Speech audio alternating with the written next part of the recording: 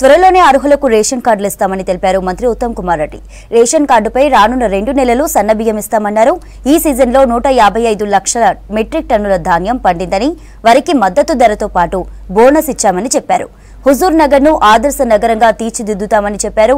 ఇప్పటికే డబుల్ రోడ్ల నిర్మాణం పనులు ప్రారంభమయ్యాయని, త్వరలో కోర్టు నిర్మిస్తామని తెలిపారు. హైదరాబాద్ లో హైకోర్టు నిర్మాణం చేపడతామన్నారు. న్యూ ఇయర్ సందర్భంగా హుజూర్ నగర్ లో సబ్ జైలును విజిట్ చేశారు మంత్రి. ఖైదీలకు కొత్త సంవత్సర శుభాకాంక్షలు చెప్పారు ఉత్తమ్.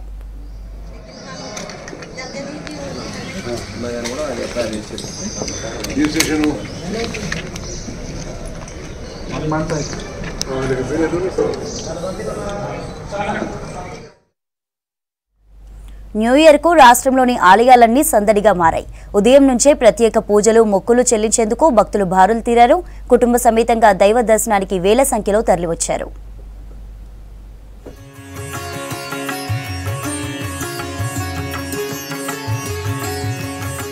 కొత్త ఏడాది మొదటి రోజు రాష్ట్రంలోని ప్రధాన ఆలయాలన్నీ రద్దీగా మారాయి. దైవ దర్శనం కోసం తెల్లవారుజాము నుంచి ఆలయాల దగ్గర క్యూ కట్టారు భక్తులు. యాదాద్రి భువనగిరి జిల్లా యాదగిరిగుట్ట లక్ష్మీ నరసింహస్వామి ఆలయానికి పెద్ద సంఖ్యలో తరలివచ్చారు భక్తులు. స్వామివారిని దర్శించుకునేందుకు ఉదయం నుంచే క్యూ లైన్లో బారులు తీరారు. స్వామివారికి ప్రత్యేక పూజలు చేసి మొక్కులు చెల్లించుకున్నారు. నూతన సంవత్సరం సందర్భంగా ప్రభుత్వం అందరికీ అన్ని సౌకర్యాలు, భగవంతుని దర్శించుకోవడానికి అందరికీ అవకాశం కల్పించాలనే ఉద్దేశంతో ఉంది. కాబట్టి మనం కూడా మన దేవస్థానం తరఫున మార్నింగ్ 11 to 11:30 మధ్యలో, అంటే వాళ్ళు 10:30కి వచ్చినా సరే వాళ్ళు కూర్చోడానికి మహాద్వారం దగ్గర స్పెషల్ అరేంజ్మెంట్ చేసాం. 10:30కి వచ్చినా వాళ్ళు అక్కడ కూర్చొని 11 కాగానే అప్పటి లైన్లో ఆపేసి వీళ్ళని స్పెషల్గా దర్శనం చేపిస్తాం. 11 to 11:30. వరంగల్లోని భద్రకాళి ఆలయం, 1000 స్తంభాల గుడి, కాళేశ్వర, ముక్తీశ్వర ఆలయాలకు భక్తులు పోటెత్తారు. భద్రకాళి ఆలయంలో అమ్మవారిని ప్రత్యేకంగా అలంకరించారు. న్యూ ఇయర్ కు అమ్మవారిని దర్శించుకుంటే అంతా మంచి జరుగుతుందన్నారు భక్తులు. ఈ రోజు భక్తితో వచ్చాం. ఈ ఇయర్ మొత్తం చాలా బాగుండాలని కోరుకుంటున్నాం. And happy new year. Last year అంటే జస్ట్ ఫ్రెండ్స్ డిఫరెన్స్, ఈ ఇయర్ కొత్త ఫ్రెండ్స్ తో, కొత్త కాలేజ్లో అన్ని కొత్తగా జరిగినాయి. ఈ కొత్త సంవత్సరం అయితే చాలా కొత్తగా మంచిగా చేసుకుందామని అనుకుంటున్నాం. కేక్ కట్ చేసి డాన్సెస్ చేసినాం. చాలా మంది ఉన్నారు, చాలా రష్ ఉన్నది.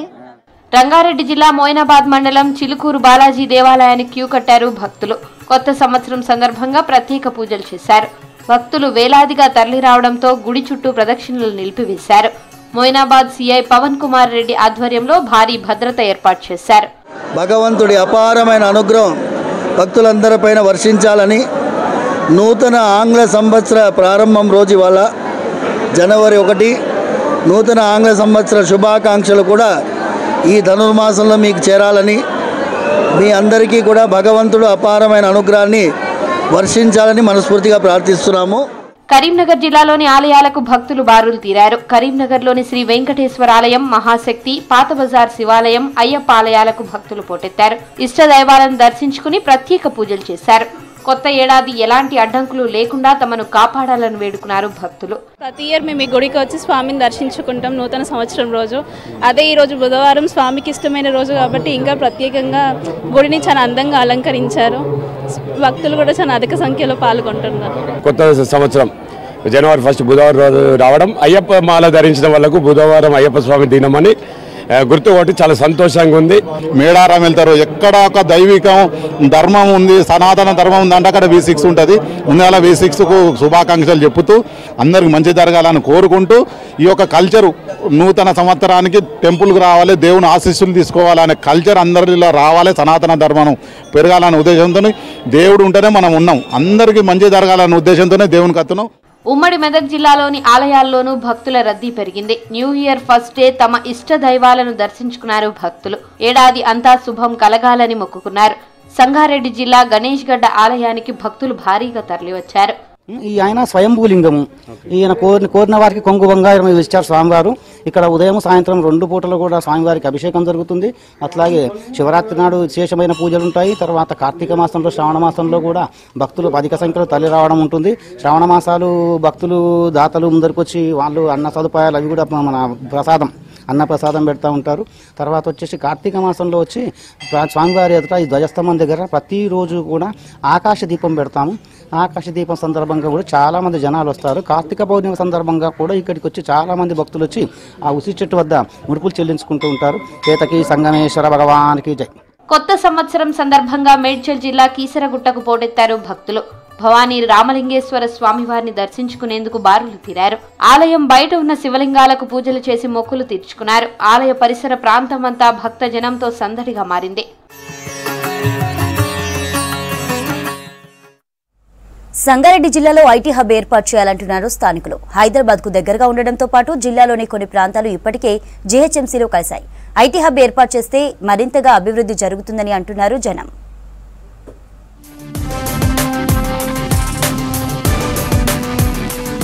సంగారెడ్డి జిల్లాలోని సంగారెడ్డి, పటాన్చెరు నియోజకవర్గాలు హైదరాబాద్లో కలిసిపోయినట్లుంటాయి. ఈ ప్రాంతాలు పారిశ్రామికంగా అభివృద్ధి చెందాయి. ఇక్కడ ఐటీ పరిశ్రమలు ఏర్పాటు చేస్తే మరింత డెవలప్ అయ్యే అవకాశం ఉందంటున్నారు స్థానికులు. సంగారెడ్డి వరకు మెట్రో ఏర్పాటు చేయనుండడంతో పాటు 6 లైన్ల రహదారి ఉండడం కలిసొస్తుందంటున్నారు. ఔటర్ రింగ్ రోడ్డుకు దగ్గరగా ఇదుళ్ల నాగులపల్లి, కొల్లూరు ప్రాంతాల్లో గతంలో కొత్త ఐటీ హబ్ ఏర్పాటు చేస్తారన్న ప్రచారం జరిగింది. గీతం యూనివర్సిటీ ఉంది, అదే వాక్సన్ లాంటి పెద్ద పెద్ద యూనివర్సిటీలు, ఎంఎన్ఆర్ లాంటి కాలేజీలు ఉన్న నేపథ్యంలో అనేక మంది చదువుకున్న వాళ్ళు ఎవరైతే ఉన్నారో నిరుద్యోగులు ఉపాధి కోసం హైదరాబాదు, మాదాపూర్, గచ్చిబౌలి లాంటి ఇతర చోట్లకు వలసలు వెళ్తూ ఉన్నారు.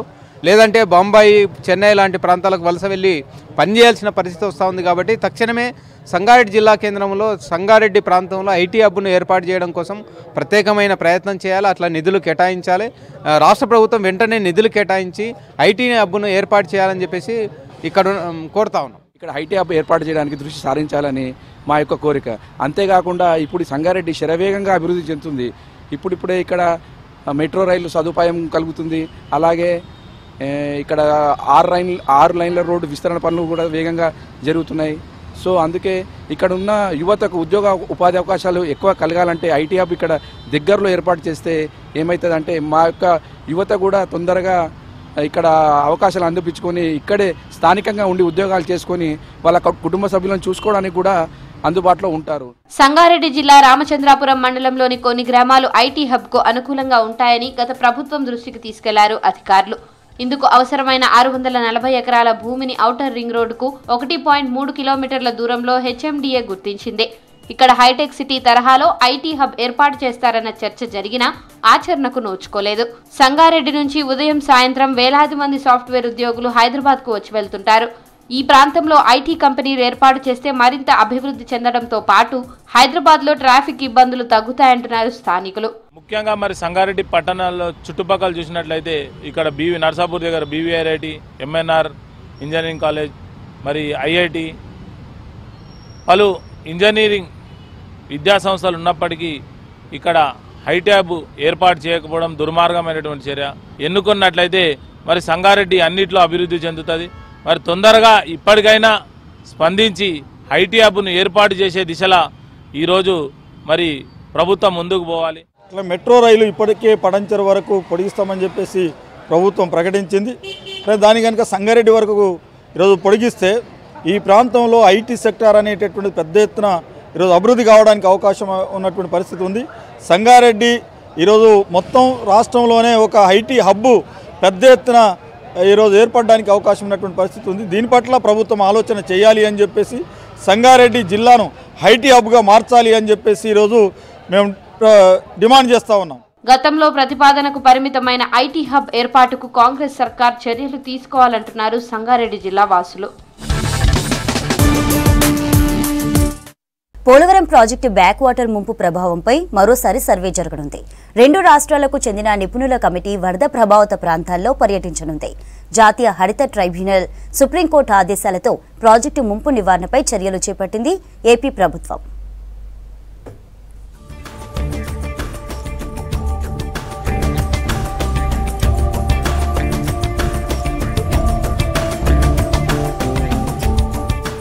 భద్రాద్రి కొత్తగూడెం జిల్లా మీద పోలవరం ప్రాజెక్టు ప్రభావంపై మరోసారి సర్వే జరగనుంది. ప్రాజెక్టు నిర్మాణంలో స్వల్ప మార్పులు చేపట్టి నష్టాన్ని తగ్గించాలనే ఆలోచనలో ఆంధ్ర ప్రభుత్వం ఉన్నట్లు తెలుస్తోంది. పోలవరం బ్యాక్ వాటర్ ముంపు ప్రాంతాలపై అధ్యయనానికి 4 సభ్యుల కమిటీని ఏర్పాటు చేస్తున్నట్లు కేంద్ర జలవనరుల శాఖకు సమాచారం ఇచ్చింది ఏపీ ప్రభుత్వం. 2 రాష్ట్రాల జలవనరుల నిపుణులతో ఏర్పాటైన కమిటీ జిల్లాలోని కిన్నెరసాని, మొర్రేడు పరివాహక ప్రాంతాల్లో సర్వే చేయనుంది.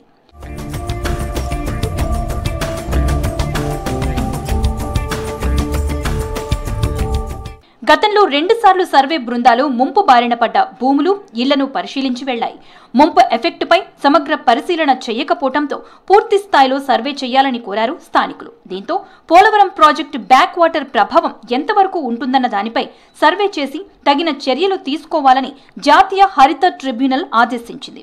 దీనికి అనుగుణంగా 2022 సెప్టెంబర్లో సుప్రీంకోర్టు తీర్పునిచ్చింది.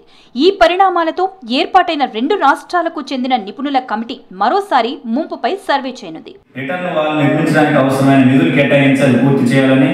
లేని పక్షంలో మొర్రేడు వాగు కనుక వాగు పొంగిపోయినట్లయితే చుట్టుపక్కల ప్రాంతం అంతా కూడా కొత్తగూడెం టౌన్ మొత్తం కూడా నిర్వాసితంగా మారిపోయేటువంటి ప్రమాదం ఉంది.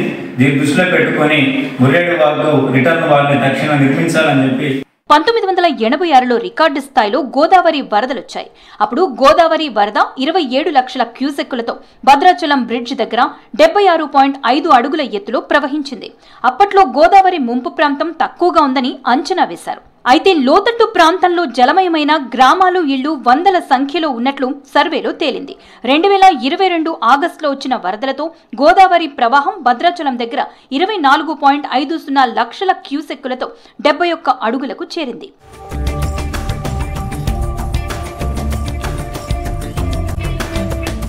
1986లో వచ్చిన 76.5 అడుగుల ప్రవాహం కన్నా 2 ఏళ్ల కిందట వచ్చిన వరద ఎక్కువ ప్రభావాన్ని చూపింది. 2022లో వచ్చిన గోదావరి వరదలతో కిన్నెరసాని, మొర్రేడు పరివాహక ప్రాంతాల్లో 22 గ్రామాలు, 3500 ఎకరాల్లో పంటలు ముంపు బారిన పడ్డాయి.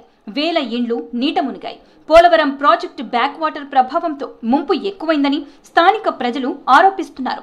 ఆంధ్ర, తెలంగాణ 2 రాష్ట్రాల బృందం సర్వేకి రాబోతున్నది.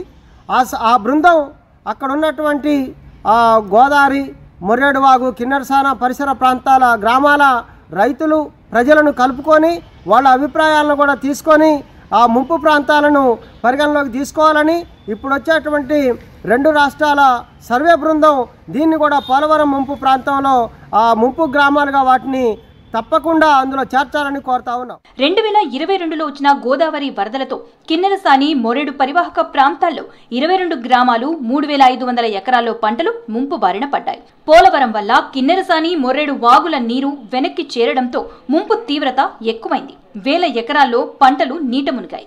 పోలవరం ప్రాజెక్టు నీటి మట్టం 150 అడుగులు. ప్రాజెక్టులో పూర్తి స్థాయిలో నీరు నిల్వ చేస్తే కిన్నెరసాని, మొర్రేడు పరిసర ప్రాంతాలన్నీ మునుగుతాయంటున్నారు జనం. ముఖ్యంగా నిర్వాసితులుగా ఇల్లు కోల్పోయేటటువంటి వాళ్ళతో పాటు అక్కడ 2013 భూసేకరణ చట్టాన్ని కనుక అమలు జరిపితే ఇంటి నిర్మాణాలతో పాటు అక్కడ నివాసాలు ఉంటున్నటువంటి వాళ్ళకు కూడా మౌలిక సదుపాయాలు కల్పించాలి అనేది ఆ 2013 భూసేకరణ చట్టంలో ఉంది. కాబట్టి ఎంతో కొంత న్యాయం జరగడానికి అవకాశం ఉంటుంది. 2 రాష్ట్రాలు సర్వే బృందాలపై ఆశలు పెట్టుకున్నారు ముంపు ప్రాంతాల రైతులు. ఈసారైనా సమగ్ర పరిశీలన చేసి నష్టపోతున్న తమను ఆదుకోవాలంటున్నారు. ఇప్పటికే వర్షాకాలంలో గోదావరి వరదల వల్ల 3 నెలల పాటు పంటలు వేసుకునేందుకు లేదని ఆవేదన వ్యక్తం చేస్తున్నారు.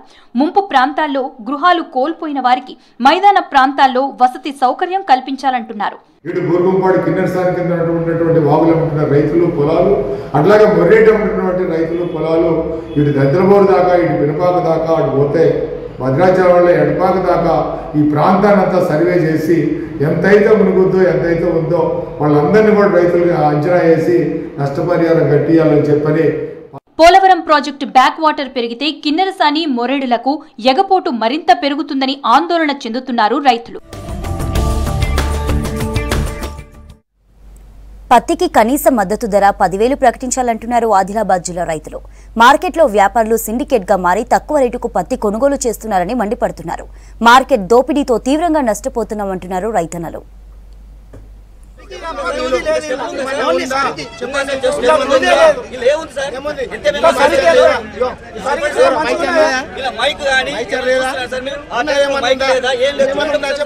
పత్తి పంటకు గిట్టుబాటు ధర రావడం లేదని ఆందోళన చెందుతున్నారు ఆదిలాబాద్ జిల్లా రైతులు. తేమ శాతం పేరుతో వ్యాపారులు మోసం చేస్తున్నారని ఆవేదన వ్యక్తం చేస్తున్నారు. జిల్లాలో 14 లక్షల ఎకరాల్లో పత్తి పంట సాగైంది. 75 లక్షల క్వింటాళ్ల పత్తి దిగుబడులు వచ్చాయి. మార్కెట్ యార్డ్లో 3 నెలల కిందటే కొనుగోళ్లు ప్రారంభమయ్యాయి. గతేడాది క్వింటాలు పత్తి 8,000 వరకు ధర పలికింది. ప్రస్తుతం 6,800 లోపే రేటు ఉంది.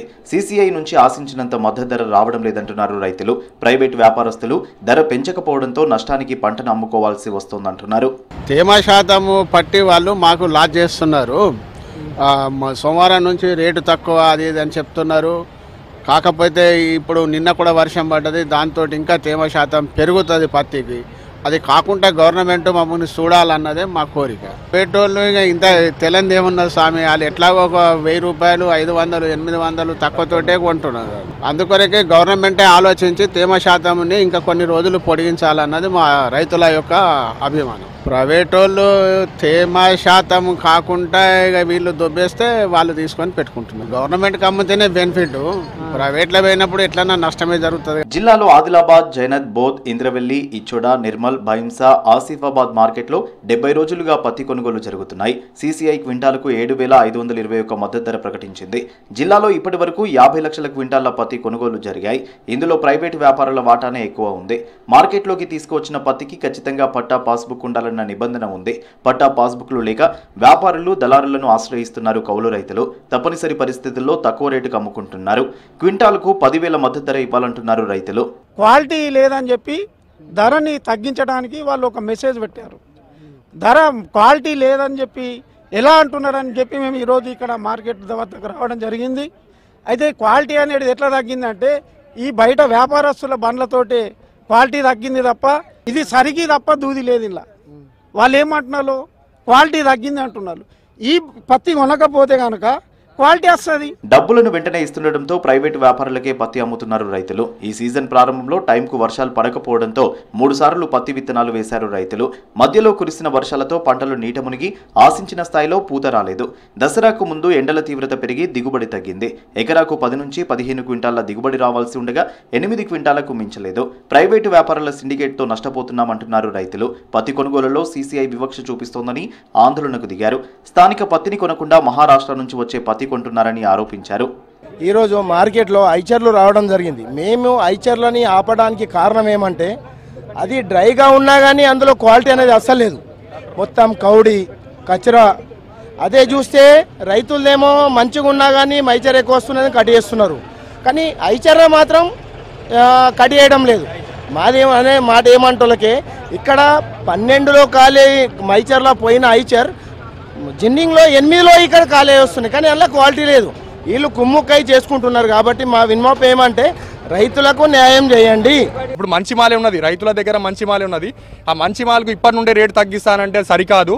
మంచి మాలకేమో రేటు పెడతలేరు, బయట రన్నింగ్ మాలు వాళ్లకు రేటు ఎక్కువ ఇవ్వడం జరుగుతుంది. మరి అటువంటి కాకుండా రైతులకు న్యాయం జరిగే విధంగా రేటు తగ్గించకూడదని మేమందరం పోరాడడం జరుగుతుంది. మేము వాళ్ళకు కూడా మార్కెట్ సిబ్బంది వాళ్ళకు ఏ సెక్షన్ సిపిఓ సార్ కూడా అదే చెప్పడం జరుగుతుంది. రేటు తగ్గించే ప్రసక్తే లేదు. ఇప్పుడు ఏదైతే 7,521 రూపాయలు ఉన్నదో అదే మాదిరిగా చెల్లించాలని మేము కోరడం జరుగుతుంది. సీసీఐ రూల్స్ మేరకే పత్తి కొనుగోలు చేస్తున్నామన్నారు సంబంధిత ఆఫీసర్లు. తేమలేని పత్తిని కొనుగోలు చేస్తున్నామన్నారు. రైతుల ఆరోపణలు సరికాదంటున్నారు. వాళ్ళు 50 రూపాయలు రేటు తగ్గిపోతుందని చెప్పి బయట నుంచి మామూలుగా పత్తి వస్తుంది, నాణ్యత తక్కువది వస్తుంది. దాన్ని దీనికి బేరీ చేసుకుంటే టోటల్గా మాకు అన్యాయం జరుగుతుంది అని చెప్పి వాళ్ళు న్యాయమైన కోరికే అడిగారు. వాళ్ళు దానికి మేమెందుకు కాదంటామండి. బయట నుంచి వస్తే మామూలుగా అది మా డ్యూటీ కాదు కదా. ఎక్కడి నుంచి ఎవరు తీసుకొచ్చేది? ఎక్కడి నుంచి వచ్చినా ఇక్కడ పట్టా ఉంటుంది, రైతు నిలబెడతారు. నేను రైతుని అంటాడు, నా పత్తి చూడండి అంటాడు. మేము చూడటానికే కదా ఇక్కడ ఉంది. అది 17% మా ఇచ్చిందండి. ఇప్పుడు మీ సమక్షంలోనే నేను చూపిస్తానండి. 8% నుంచి 12% వరకే తీసుకోమని చెప్పి ఇచ్చింది. మాకు ఇచ్చిన గైడ్లైన్స్ ప్రకారం మేము చేస్తున్నాము. నాణ్యత ఉందా లేదా అని అది సీసీఐ ప్రాబ్లం సార్. అది వాళ్ళు 8 to 12 మాయిచర్ చెక్ చేసుకొని తీసుకుంటారు సార్. వాళ్ళు ఏ బండి అయినా కానీ 8 to 12 మాయిచర్ ఉంటేనే కొనుగోలు చేస్తారు. సోమవారం నుంచి అది ఇప్పుడు వాళ్ళు కొనేది బీబీ మోడ్ పత్తి కొంటున్నాం. బీబీ మోడ్ అంటే బన్నీ బ్రహ్మ. అది వెరైటీ ఈ మధ్యలో కొంచెం అంటే ఖరాబ్ వస్తుందని వాళ్ళు బీబీ స్పెషల్కు పోతున్నారు. దాంట్లో రైతుకు ఒక 50 రూపాయలు తక్కువ చేస్తున్నారు. 8% ఉంటే 7,471 రూపీస్ రైతుకు చెందుతాయి సార్. ఒక 50 రూపాయలు తక్కువ అవుతున్నాయి. 13% అది కాదు, వాళ్ళు 8 to 12 ఉంటేనే వాళ్ళు కొంటారు. 8 to 12 మాయిచర్ ఉంటేనే కొంటారు. ప్రకృతి వైపరీత్యాలతో పంట నష్టపోయిన తాము మార్కెట్ మాయాజాలంతో ఆర్థికంగా దోపిడీకి గురవుతున్నామంటున్నారు రైతులు.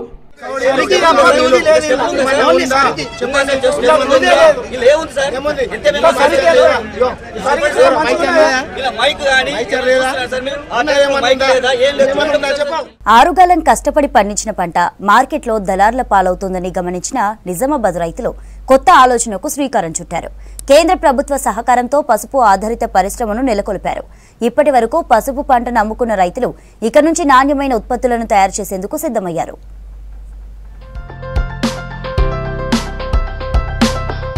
పచ్చ బంగారంగా పిలిచే పసుపు పంటకు పెట్టింది పేరు నిజామాబాద్. జిల్లాలో వరి తర్వాత రైతులు అత్యధికంగా పసుపు సాగు చేస్తారు. పండించిన పంటకు మార్కెట్లో ఒక్కోసారి అధిక ధర పలకడం, కొన్నిసార్లు దళారులు ధర తగ్గించడం లాంటి పరిస్థితులు కళ్లారా చూశారు రైతులు. ఇలాంటి పరిస్థితుల నుంచి ఎలాగైనా గట్టెక్కాలని పసుపు రైతులు నిర్ణయించుకున్నారు. జక్రాన్పల్లి మండలంలోని పసుపును సాగు చేసే జక్రాన్పల్లి, మనోహరాబాద్, కలిగోట్, పడకల్, మైలారం గ్రామాలకు చెందిన 600 మంది కర్షకులు రైతు ఉత్పత్తిదారుల సంఘంగా ఏర్పడ్డారు. ఆ గ్రామాల పేరులోని మొదటి అక్షరంతో సంఘానికి JMKPMగా పేరు పెట్టుకున్నారు. పగలు రాత్రి తేడా లేకుండా శ్రమించి రాష్ట్రంలోనే మొదటిసారిగా మనోహరాబాద్లో పసుపు ఆధారిత పరిశ్రమను నెలకొల్పారు. ఇందులో నేను ఒక సభ్యుడిని. ఇంతకుముందు మేము 20-30 ఏళ్ల సంది పసుపు పండిస్తున్నాం. నిజామాబాద్ తీసుకుపోవడము, అక్కడ 2 రోజులు 3 రోజులు ఉండడము వల్ల మాకు బాగా నష్టం జరిగింది. ఇప్పుడు ఇక్కడ అమ్ముకోవడం వల్ల కానీ, ఇక్కడ తీసుకురావడం వల్ల పాలిష్ మిషన్ ఉంది, ఇక్కడ ఉడకబెట్టడం మిషన్ ఉంది, పౌడర్ మిషన్ ఉంది.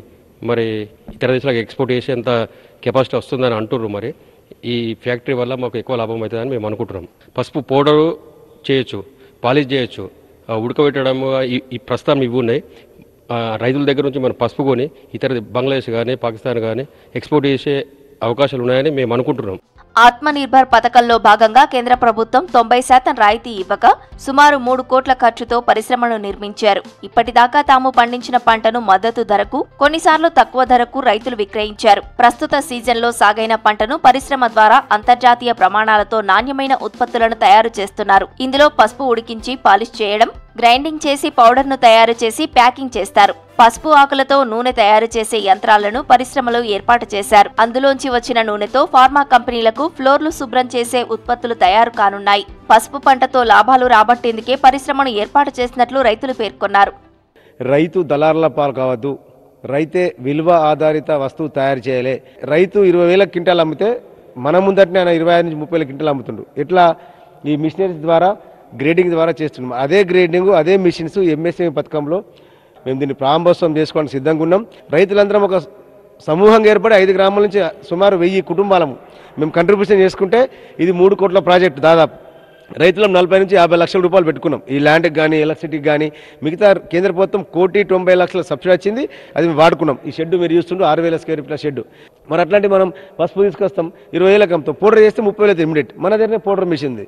అంటే ఇట్లాంటి అవకాశం ఉంది కాబట్టి ప్రభుత్వాలు ప్రోత్సహించాలి.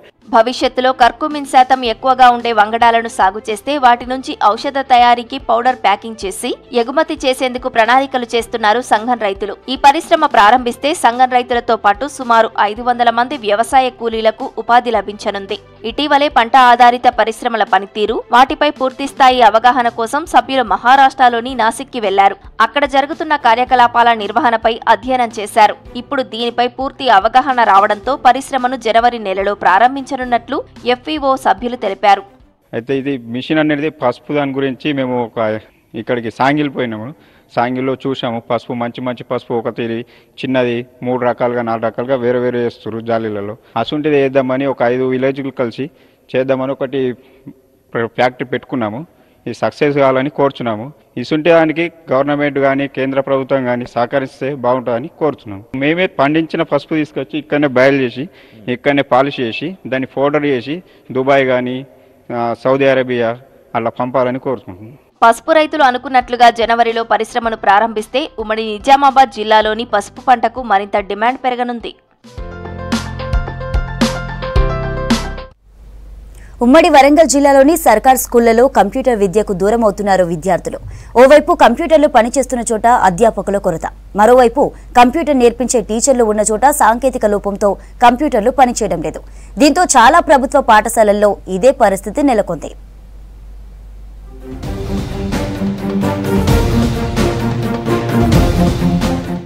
ప్రభుత్వ పాఠశాలల్లో కంప్యూటర్ విద్య పడకేసింది. అధికారుల పర్యవేక్షణ లేకపోవడంతో విద్యార్థులు కంప్యూటర్ విద్యకు నోచుకోవడం లేదు. ఉమ్మడి వరంగల్ జిల్లాలోని 3,328 పాఠశాలలు ఉన్నాయి. గత ప్రభుత్వం వీటిలో 624 పాఠశాలలను ఎంపిక చేసి 2 విడతలుగా కంప్యూటర్లను మంజూరు చేసింది. ఒక్కొక్క పాఠశాలకు 12 నుంచి 13 కంప్యూటర్లను అప్పగించి కొంతకాలం కంప్యూటర్లలో బోధన సాగినప్పటికీ విద్యాశాఖ ఉన్నతాధికారుల పర్యవేక్షణ లేకపోవడంతో కంప్యూటర్ విద్యా పథకం నిలిచిపోయింది. విద్యాశాఖ అధికారులు పట్టించుకోకపోవడంతో కంప్యూటర్లు మూలకు పడ్డాయని ఆరోపిస్తున్నారు విద్యార్థులు.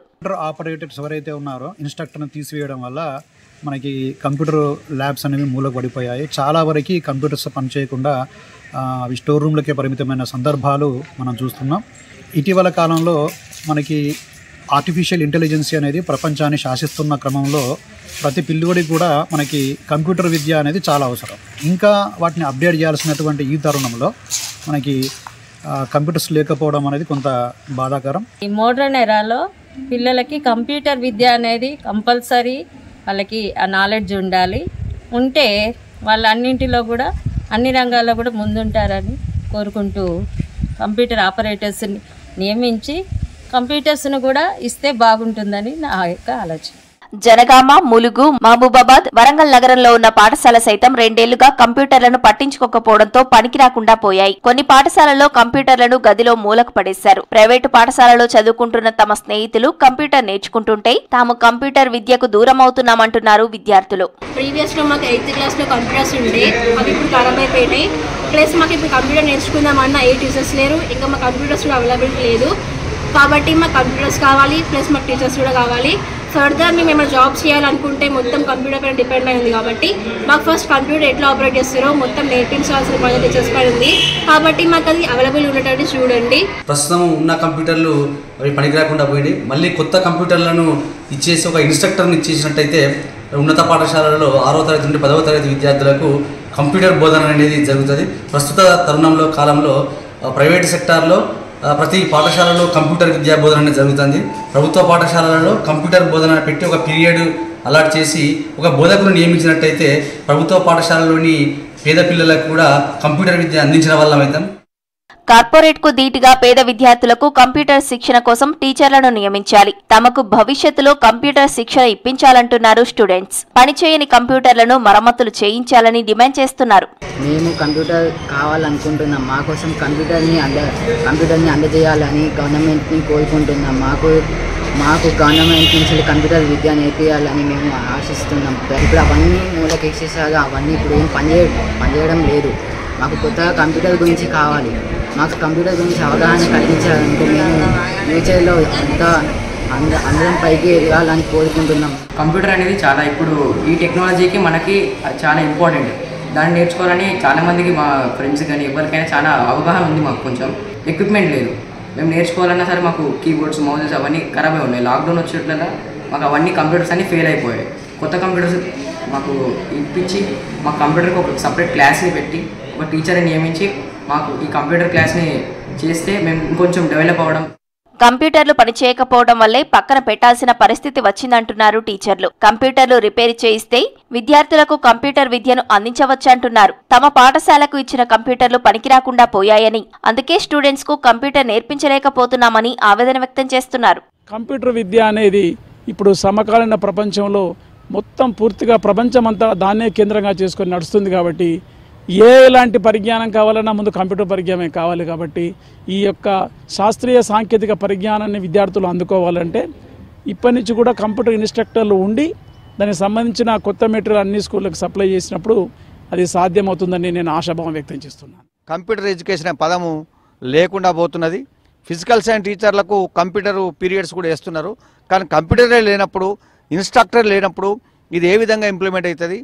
ప్రభుత్వము తక్షణం స్పందించి కంప్యూటర్ ఎడ్యుకేషన్ అందించాలని చిత్తశుద్ధి ఉంటే దానికి ఒక శాశ్వతమైన ఇన్స్ట్రక్టర్లను పెట్టి కంప్యూటర్లను సప్లై చేసి ప్రభుత్వం ఇప్పటికైనా పాఠశాలలో కంప్యూటర్ విద్య బోధించేందుకు చర్యలు తీసుకోవాలని కోరుతున్నారు విద్యార్థులు. ఉమ్మడి ఆదిలాబాద్ జిల్లా ఏజెన్సీలో కనిష్ట ఉష్ణోగ్రతలు రికార్డు స్థాయికి పడిపోతున్నాయి. ఏజెన్సీ ప్రాంతాల్లో నమోదవుతున్న ఉష్ణోగ్రతలతో చలి తీవ్రత రెట్టింపవుతోంది. పెరుగుతున్న చలితో వెల్ఫేర్ హాస్టళ్లలో స్టూడెంట్స్ అనారోగ్యం పాలవుతున్నారు.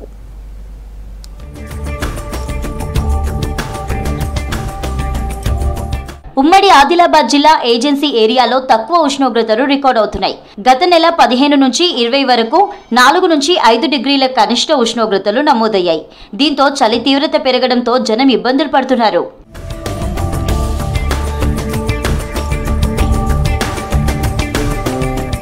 వెల్ఫేర్ హాస్టళ్లలోని విద్యార్థులు చలితో తీవ్ర ఇబ్బందులు పడుతున్నారు.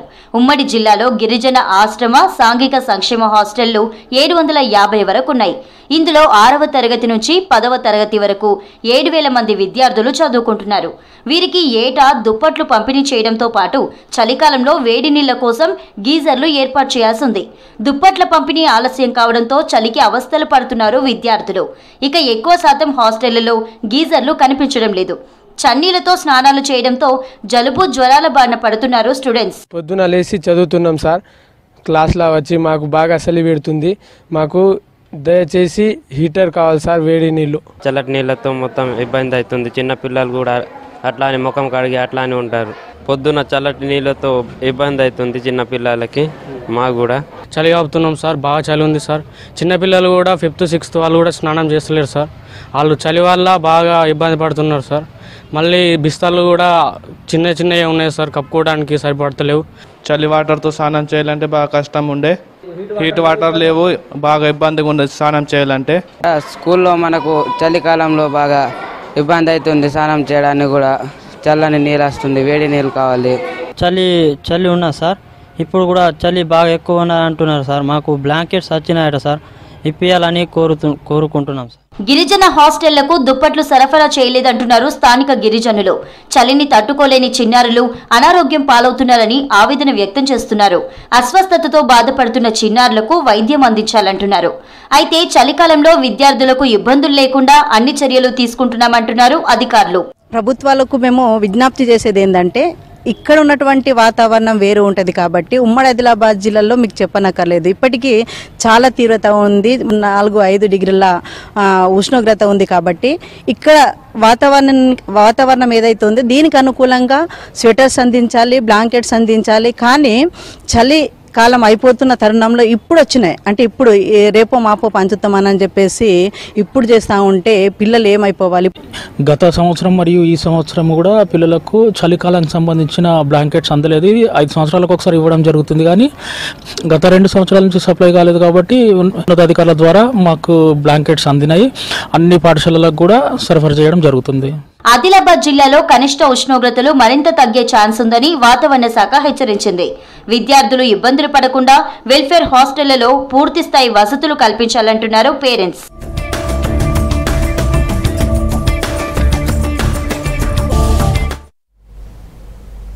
కూరగాయల్లో రారాజుగా పిలుచుకునే టమాటా ధరలు దిగివచ్చాయి. మొన్నటి వరకు సెంచరీ క్రాస్ చేసి ఒంటింట్లో మంట పుట్టించిన టమాటా ధరలు ఇప్పుడు అమాంతం పడిపోయాయి. దీంతో రైతులు దిగులుతో తలలు పట్టుకుంటున్నారు. వ్యాపారులు అయోమయంలో పడ్డారు.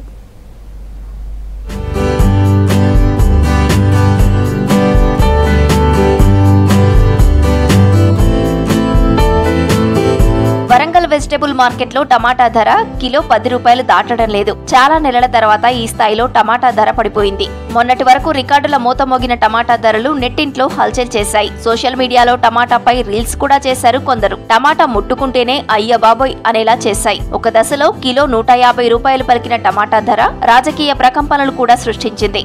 అలాంటి టమాటా ధర ఇప్పుడు అమాంతం పడిపోయింది. ఊహించని విధంగా టమాటా ధరలు నేలచూపులు చూస్తున్నాయి.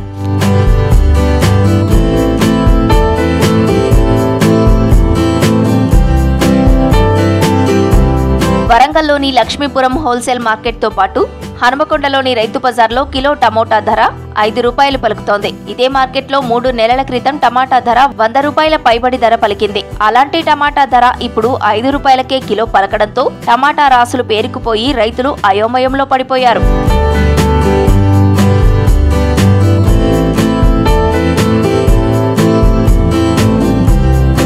వరంగల్ కు మదనపల్లి నుండి టమాటా దిగుబడి అవుతుంది. కానీ ఇప్పుడు వరంగల్ ఉమ్మడి జిల్లాలో కూడా కూరగాయలు, టమాటా సాగు విస్తారంగా జరుగుతుంది. ప్రస్తుతం టమాటా పంట చేతికందడంతో ఒక్కసారిగా టమాటా ధర డమాలంది. 25 కిలోల బాక్స్ 100 నుండి 200 రూపాయల వరకు ధర పలుకుతుంది. మార్కెట్లో టమాటా రాసులు పేరుకుపోతున్నాయి. ఈ 3 నెలలు ఇదే తీరుగా ధరలు ఉంటాయని వ్యాపారులు చెబుతున్నారు. టమాటా దిగుబడి చుట్టుపక్కల టమాటా లోకల్ వేరే వాణిజ్య పంటలు లేక అందరూ కూరగాయల మీద టమాటా పెట్టడం వల్ల టమాటా పంటకు వాతావరణ పరిస్థితులు అన్నీ అనుకూలంగా ఉండి దాదాపు తెలంగాణ మొత్తంలో టమాటా రేటు తక్కువ ఉన్నది నాకు తెలిసి. ఆంధ్రప్రదేశ్ కాక కాశ్మీర్కి వెళ్ళి కన్యాకుమారి కూడా ఇప్పుడు టమాటా రేటు తక్కువ ఉంటుంది వాతావరణ పరిస్థితులను బట్టి.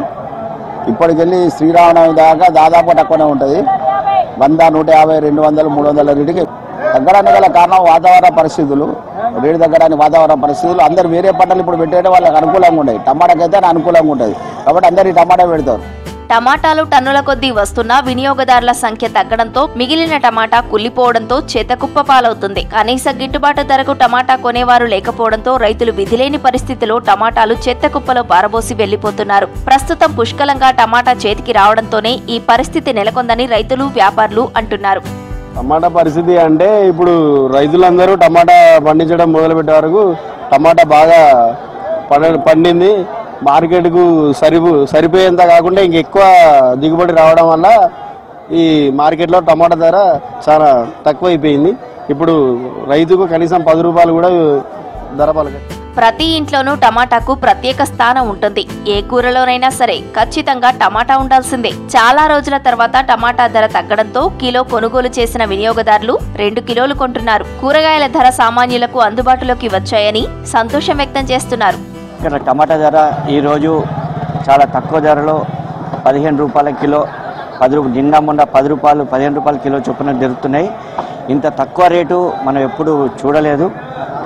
ఇంతకుముందు మనం 150 రూపాయలు, 100 రూపాయల కిలో కూడా కొనుక్కొని తిన్నాం మనం. ఈరోజు మాత్రం 15 రూపాయల కిలోతో దొరుకుతున్నాయి. కాబట్టి ఒక్కొక్కరు కిలో బదులు 2 కిలోలు కూడా తీసుకొని కొంచెం ఎక్కువనే యూజ్ చేసుకుంటారు.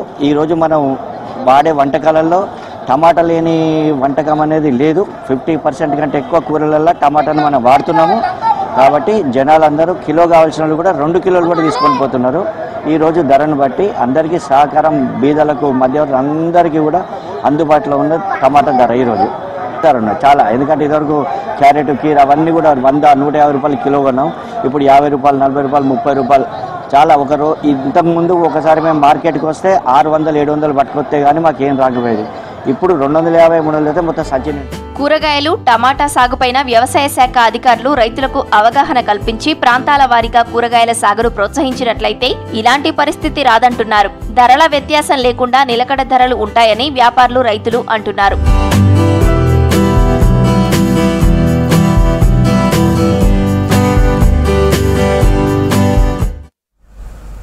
ఆరోగ్య దృష్ట్యా చిరుధాన్యాల వాడకం రోజురోజుకి పెరుగుతోంది. వరి, గోధుమలతో చేసిన ఆహారంలో కార్బోహైడ్రేట్లు ఎక్కువగా ఉంటాయి.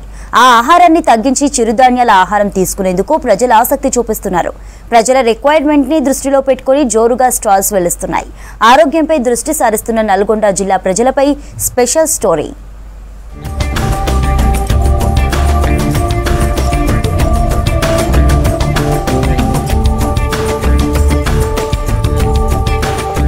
ఒకప్పుడు గ్రామాల్లో రాగి ముద్ద, జొన్న రొట్టెలు, రాగి రొట్టెలు, సద్ద రొట్టెలు తీసుకుంటూ అనారోగ్య సమస్యలకు ప్రజలు దూరం ఉండేవాళ్ళు. మారుతున్న కాలాన్ని బట్టి ప్రజల ఫుడ్ టేస్ట్ పూర్తిగా మారింది. గతంలో పట్టణాల్లో ఎక్కడో ఓ చోట చిరుధాన్యాలకు సంబంధించిన స్టాల్స్ కనిపించేవి. ప్రస్తుతం అనేక హోటల్స్ ప్రత్యేక చిరుధాన్యాల వంటకాలు అందిస్తున్నాయి. పెద్ద పెద్ద హోటళ్లలో ఈ వంటకాలు తప్పనిసరిగా మెనూలో చేర్చుతున్నారు.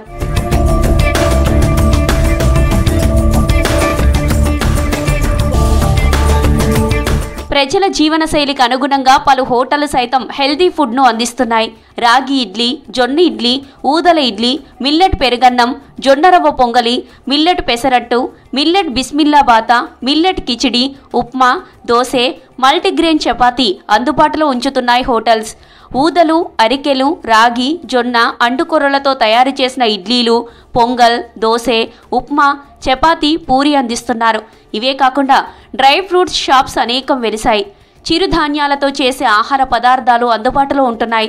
హర్బల్ టీని వాకర్స్ ఎక్కువగా తీసుకోవడంతో పాటు ఆరోగ్య సూత్రాలను పాటిస్తున్నారు.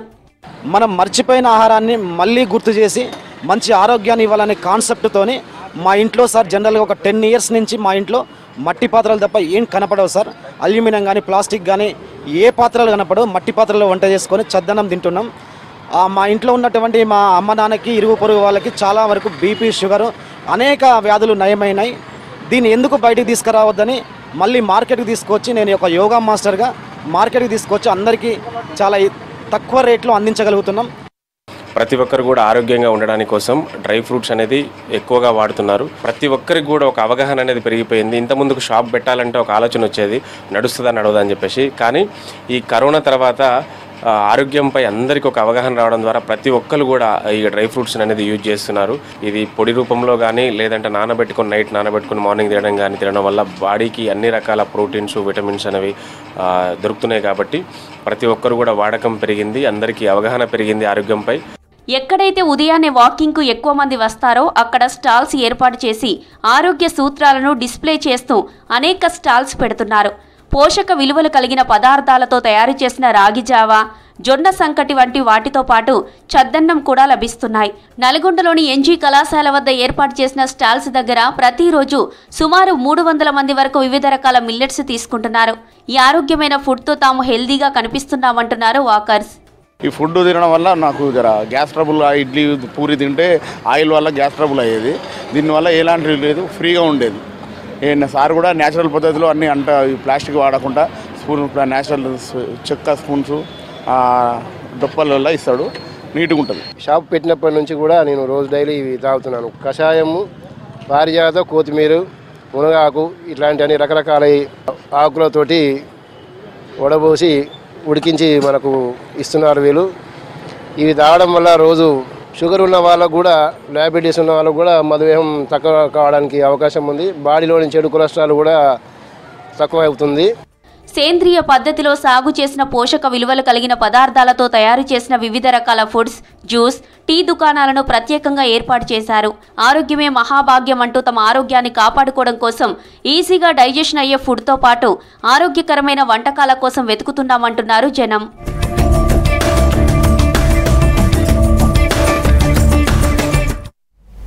విద్యుత్ అవసరాలను తీర్చేందుకు అందివచ్చిన అవకాశాలను సద్వినియోగం చేసుకుంటోంది ఆర్టీసీ.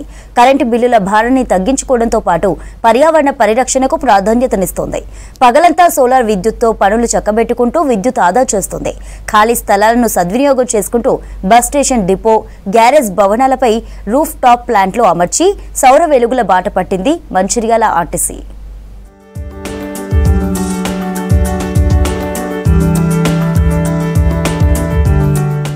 మంచిర్యాల జిల్లా డిపోలో కరెంటు ఛార్జీలు తగ్గించుకునేందుకు సోలార్ బాట పట్టింది ఆర్టీసీ. ఈ డిపోలో మొత్తం 151 బస్సులు ఉన్నాయి. బస్ స్టేషన్ డిపోలో వివిధ అవసరాలకు విద్యుత్ వాడకం తప్పనిసరి. ఇందుకోసం సోలార్ సిస్టమ్ను అందుబాటులోకి తెచ్చారు అధికారులు. ఫ్యాన్లు, త్రాగునీరు కోసం బోరు వాడకం, ఆఫీసుల్లో కంప్యూటర్లు, ఇలా అన్నింటికీ సోలార్ విద్యుత్తును వినియోగిస్తున్నారు అధికారులు. సోలార్ పవర్ జనరేషన్ కోసము మేము ఎప్పటి నుంచో ప్రయత్నం చేస్తూ ఉన్నాము. ఎందుకంటే కరెంటు ఉత్పత్తి అనేది మన డిపోలలో, బస్ స్టేషన్ల, మరి పైన ఉన్నటువంటి ఆ బిల్డింగ్ల పైన సోలార్ ప్లేట్లు అమర్చి ఆ సోలార్ ప్లేట్ల ద్వారా మరి కరెంటును ఉత్పత్తి చేసి ఆ ఉత్పత్తి అయినటువంటి కరెంటును మరి మేము కూడా మా యొక్క అవసరాల వరకు మేము వాడుకొని మరి మిగతా ఆ ఎక్కువ అయిన సర్ప్లస్ అయినటువంటి పవర్ని మేము మళ్ళీ ఎన్టీపీసీ కానీ తర్వాత ఎలక్ట్రిసిటీ వాళ్ళకి మేము అమ్మడం జరుగుతూ ఉంది. సో దాని ద్వారా ఏంటంటే మా సంస్థలో మరి మిసిలేనియస్ ఖర్చులు, కరెంటు బిల్లులు కూడా బాగా వస్తూ ఉన్నాయి. కాబట్టి ఆ కరెంటు బిల్లులు కూడా కొంత ఖర్చు తగ్గించుకొని ఆ ఖర్చు తగ్గడం మేర కోసం మేము ప్రయాణికులకు ఎక్కువ సేవ చేయడానికి కూడా అవకాశం ఉంటుంది. 2020 జనవరిలో బస్ స్టేషన్ రూఫ్ పై 14.5 కిలోవాట్స్, గ్యారేజీ పైన 10 కిలోవాట్ సామర్థ్యంతో సోలార్ ప్లేట్లు అమర్చారు అధికారులు. ఆర్టీసీతో ఒప్పందం ప్రకారం సోలార్ విద్యుత్ ఉత్పత్తిని 30 ఏళ్ల పాటు మైనస్ కార్విక్ కన్సల్టెన్సీ అనే సంస్థ పర్యవేక్షిస్తుంది. ఇక పగలంతా సోలార్ విద్యుత్ వినియోగిస్తూ ఉండగా రాత్రి ఎన్పీడీసీఎల్ కరెంటు వాడుతున్నారు. సోలార్ పవర్ తో సగానికి పైగా విద్యుత్ బిల్లుల భారం తగ్గిందన్నారు ఆర్టీసీ అధికారులు.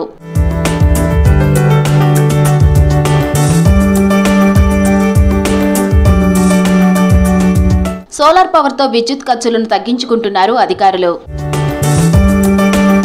That's all for now.